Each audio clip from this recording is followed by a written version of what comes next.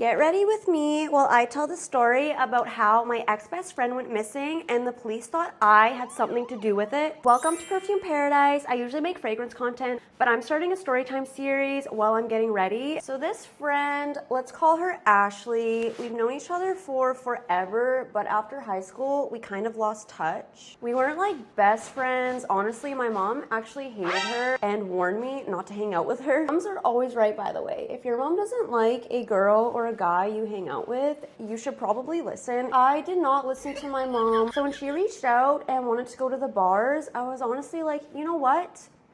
Yeah, why not? Like, it's been a couple years, maybe she's changed, we're not in school anymore. She did not change. First couple of times we went out, they were okay, like she was a little bit crazy, but by the third or fourth time we hung out, I realized she was actually insane. She did have a boyfriend that she lived with, and they had been together for years, and he would always let her go out alone, which is fine until I realized how she acted when he wasn't around. She would be flirting with so many other guys, like she was auditioning for The Bachelor or something. This is probably why I didn't really have friends, and the friends I did have were shitty, because I would never speak up for myself. I was very shy. I didn't want any confrontation. Literally never even asked her why she was behaving this way. Like, girl, do you hate your boyfriend? What is going on? It left me feeling very awkward. Keep in mind, I was always pre-drinking at their house. I was always chatting with her sweet boyfriend. Like, he seemed very nice to me, and then I would go out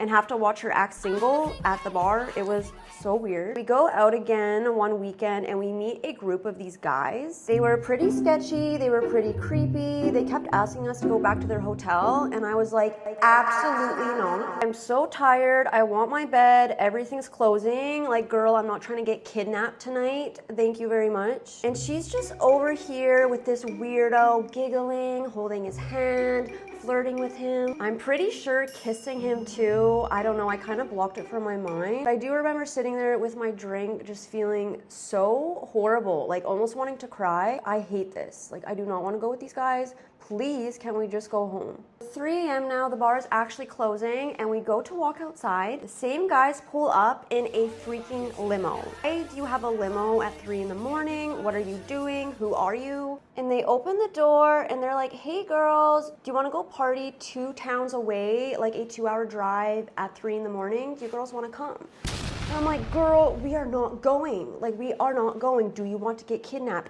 It's 3 in the morning. Like, let's just go to bed.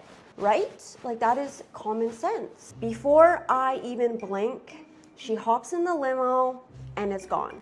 Another thing is she would also make me hold all of her stuff. She would never bring a purse, so I would have to carry all her shit, her makeup, her phone, her money. So she literally left me, went into a random limo with some guys with no ID, no money, and no phone. So I'm just standing there alone. At this point, I'm tired, I'm done, and I just grab a cab home and pray that she makes it back in the morning. The next morning when I wake up, I get no texts and no calls because, remember, she left her phone with me. I start hearing her phone vibrate like non-stop, and I look and it's her boyfriend calling. I can't even get into her phone because it's locked.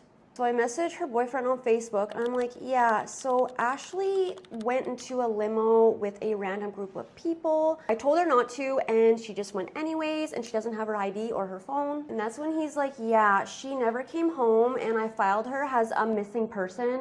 And my stomach just dropped. Like, I'm sitting here in my pajamas with her phone in my hand, like I'm in the middle of a crime scene. I'm like, I don't want this shit. I don't want her stuff. I'm scared. So I go over to her house, again, explain everything that happened to her boyfriend and give all of her stuff to him because I was scared. Like, she has been reported as a missing person. Are you kidding me? So I give my phone number to her boyfriend, and I was like, please call me when she comes home, or if you have any other questions. I'm also feeling really bad at this point because was I supposed to be responsible for her?